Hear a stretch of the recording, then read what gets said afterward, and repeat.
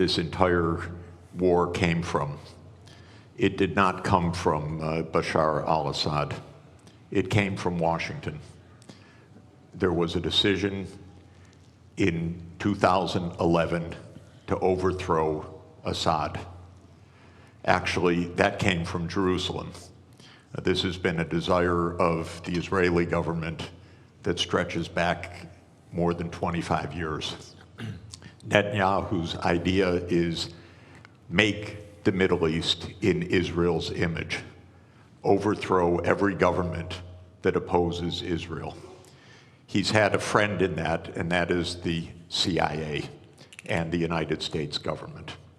So this war in Syria did not come from Assad's repression.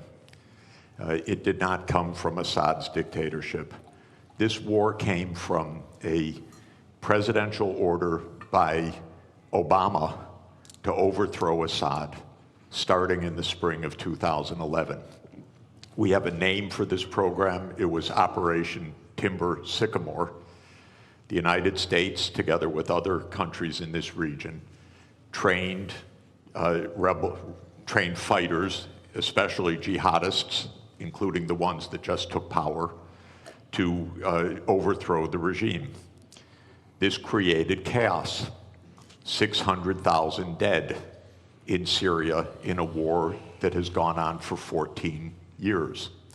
The outcome of this war is what the CIA wanted back in 2011, which is that a jihad group would take power in Syria after being armed by the United States.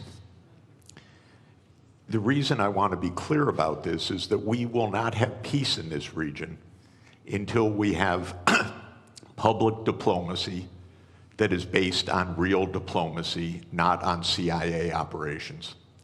And we will not have peace until Israel stops its militarization of the entire Middle East. Because the Syrian war is just one of 6 wars that Israel has promoted, including in Lebanon, Iraq, Syria, Libya, Somalia, and Sudan. We had the list, actually, from Wesley Clark back in 2001, when he was handed a paper in the Pentagon that the goal was 7 wars in 5 years. The only war that hasn't taken place yet, to Netanyahu's great consternation, is the US war with Iran, which Israel is still trying to instigate to this very day. So the Syrian war is part of a regional tragedy. We have tragedy in Gaza, the West Bank, Lebanon, Syria, Iraq, Sudan, South Sudan, and Libya that I put at the hands of the United States government and its ally Israel, because none of these wars had to happen. These were all wars of choice. They were all wars that came from the idea of regime change operations, that the United States would determine which regimes operate in which countries. We'll never have peace in this region if outside imperial powers like the United States are dictating the terms to this region.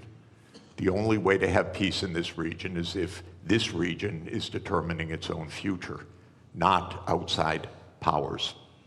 And Israel could never do these wars on its own. These are American wars. America provides the financing, it provides the military backup, it provides the naval support, it provides the intelligence operations, it provides the munitions. Israel couldn't fight for one day without the United States backing.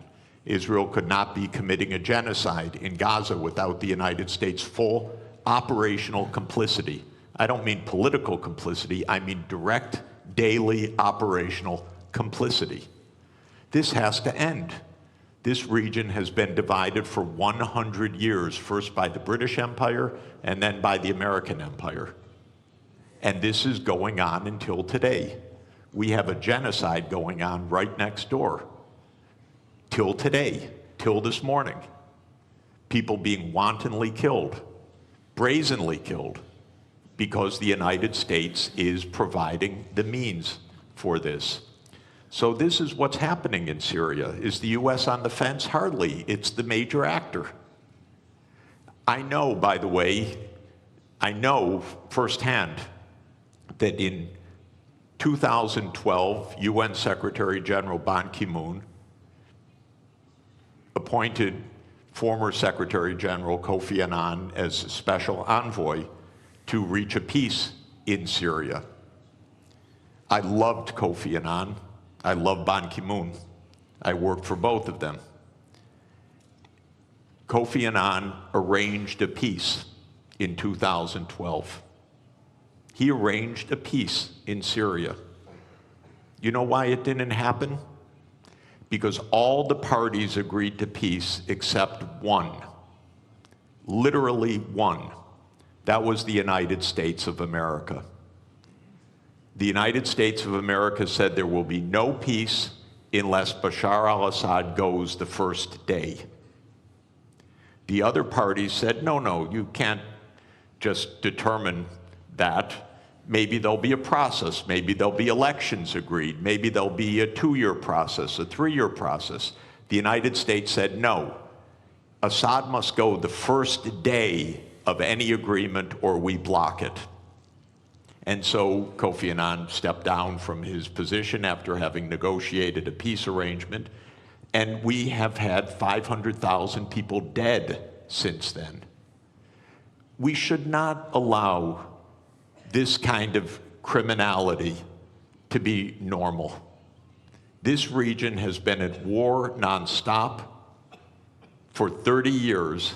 Actually, I would say for at least 57 years since the Six-Day War, because there has been no honest accounting of international law, no honest diplomacy. It's been militarization all the way through. And we could have peace immediately in this region. All that is required, in my view, is the United States change its veto of Palestine as the 194th UN member state, because on that basis, all the region would normalize relations and the wars all across this region would stop.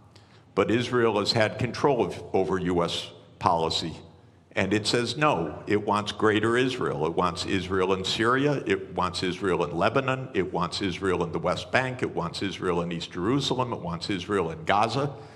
And until that stops, we're not going to have peace. So is the US on the fence? Of course not. It's the major protagonist of this whole war and has been for the last 14 years.